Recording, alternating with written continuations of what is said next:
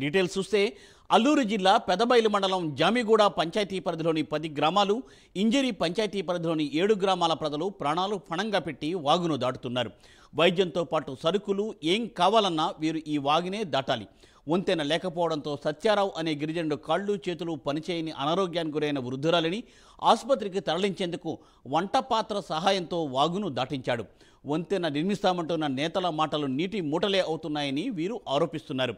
ఇప్పటికైనా ప్రభుత్వ అధికారులు స్పందించి వంతెన నిర్మించి ఇవ్వాలని 2 పంచాయతీల ప్రజలు డిమాండ్ చేస్తున్నారు.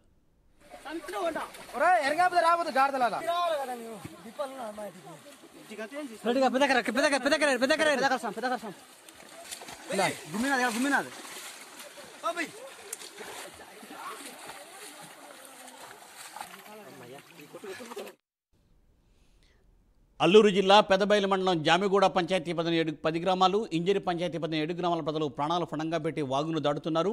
వాగుపై వంతెన లేకపోవడంతో ప్రజలు తీవ్రమైన ఇబ్బందులను పడుతున్నారు. అధికారులకు ఎన్నిసార్లు విన్నపాలు పంపినా అధికారులు పట్టించుకోవటం లేదని, చూస్తాం చేస్తామని అంటున్నారు. దీనిపై మరింత సమాచారాన్ని విశాఖ నుండి మా ప్రతినిధి రాజు అందిస్తారు. రాజు,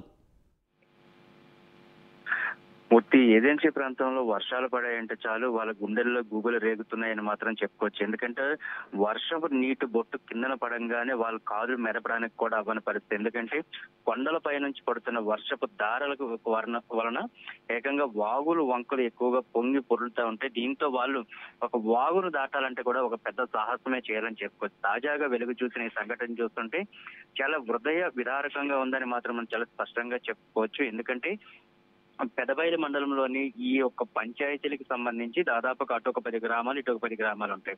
ఆ 10 మొత్తం 2 పంచాయతీలకు సంబంధించి కూడా ఆ వాగు దాటితే గానీ వైద్య సౌకర్యాలకు కానీ నిత్యావసర వస్తువులు కొనుగోలు చేయడానికి వెళ్లాల్సిన పరిస్థితి అయితే లేదు. అందుకోసం చెప్పి వాళ్ళు ప్రతి ఒక్కరు కూడా వాగు దాటాల్సిందే. దీనికి సంబంధించి గత వారం రోజుల నుంచి కూడా వాగులన్నీ కూడా పొంగి పొరులుతున్న పరిస్థితి అయితే చాలా స్పష్టంగా అందరికీ అర్థమవుతుంది. దీంతోనే సత్యారావు అనే వ్యక్తికి అనారోగ్య కారణంగా ఆయనైతే వాగు దాటించాల్సిన పరిస్థితి వచ్చింది. అప్పటికే వాగు కూడా చాలా ప్రవాహం చాలా ఎక్కువగా ఉంది. దీనికి సంబంధించి ఎలా దాటించాలనుకుంటూ వంట పాత్రలో కూర్చోబెట్టి దాటించిన విధానం చూస్తా ఉంటే అక్కడ ఉన్న గిరిజనులు ఏ విధంగా ఇబ్బందులు పడుతున్నారు అనేది చాలా కళ్ళకు కట్టినట్లుగా కనిపిస్తున్న సిచ్యువేషన్. దీనిపై అధికారులు కానీ ప్రభుత్వం కానీ ఎందుకు స్పందించడం లేదు?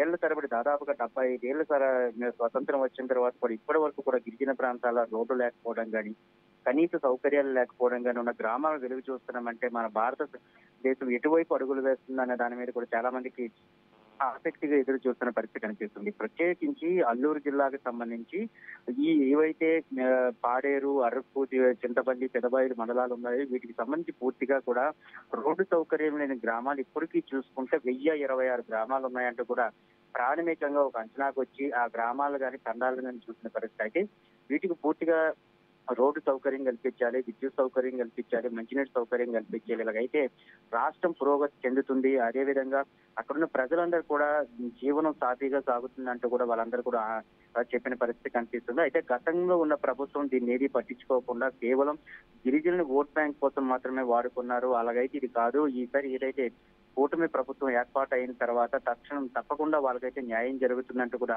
వాళ్ళందరూ కూడా ఒక ఆశాభావం వ్యక్తం చేస్తున్న పరిస్థితి కనిపిస్తుంది. ఎందుకంటే పవన్ కళ్యాణ్ ప్రత్యేకించి ఏదైతే ఈ అటవీ సంపద కానీ గిరిజనులపై కానీ ఆయనకున్న ప్రేమను కానీ, లేకపోతే ఆయన మంచినీటి సౌకర్యాలు కల్పిస్తారని చెప్పిన వాగ్దానాలు కానీ ఇవన్నీ కూడా నెరవేర్తారు. తప్పకుండా పవన్ కళ్యాణ్ పై తమకైతే ఒక నమ్మకం ఉంది. తప్పకుండా తమ అయితే ఈ న్యాయం జరుగుతుంది, తమ అవస్థలన్నీ కూడా తీరుతాయంటూ కూడా ప్రస్తుతానికి గిరిజనులు అయితే ఆలోచిస్తున్న పరిస్థితి కనిపిస్తుంది. Murthy, thank you Raju, thanks for update.